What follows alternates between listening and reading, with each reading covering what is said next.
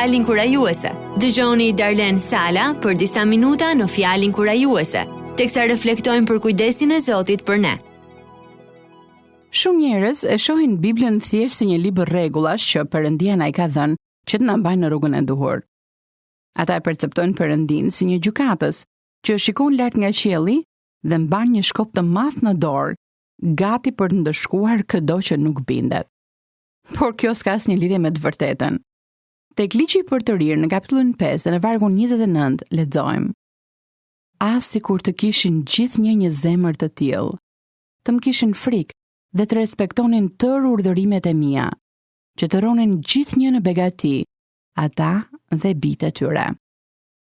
Miqtë mi, a e vutre dëshirën në zemrën e Perëndisë? Ai dëshiron që ne të rrojmë në begati, ne dhe fëmijët tanë, për gjithnjë. Ai dëshiron që ne t'i bindemi, sepse kjo është mënyra më e mirë e mundshme se si mund të jetojmë. Bibla është si libri udhëzimeve që vjen bashkë me një aparat të ri. Mund të bëni fotografi pa i lexuar udhëzimet, por nuk do të merrni kurrë cilësinë e fotografive që kamera është projektuar të bëjë, derisa të lexoni udhëzimet dhe ta përdorni kamerën me të gjithë potencialin e saj. Të dëshiron Perëndia edhe për ne, potencialin ton përfundimtar. Dhe potencialin ton përfundimtar mund të arrijmë vetëm kur të jetojmë sipas mënyrës që na ka udhëzuar Perëndia, projektuesi ynë hyjnor. A dini se ne nuk ja dalim mirë kur jemi në stres? Ndaj ai na thotë që ta hedhim gjithë barrën ton tek Zoti.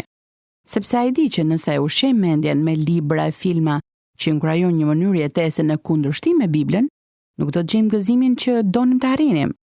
Ndaj Perëndia thotë: Së fundi vëllezër, të gjitha gjërat që janë të vërteta, të gjitha gjërat që janë të ndershme, të gjitha gjërat që janë të drejta, të gjitha gjërat që janë të pastra, të gjitha gjërat që janë të dashura, të gjitha gjërat që janë me famë të mirë, nëse ka ndonjë virtyt e nëse ka ndonjë lëvdim, këto mendoni.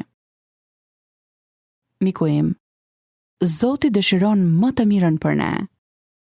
Nga dashuria që ka për ne, na ka dhënë Biblën, që ne të dimë se si të jetojmë një jetë të mirë. Mos harroni këtë, sa herë që e lexoni Biblën tuaj.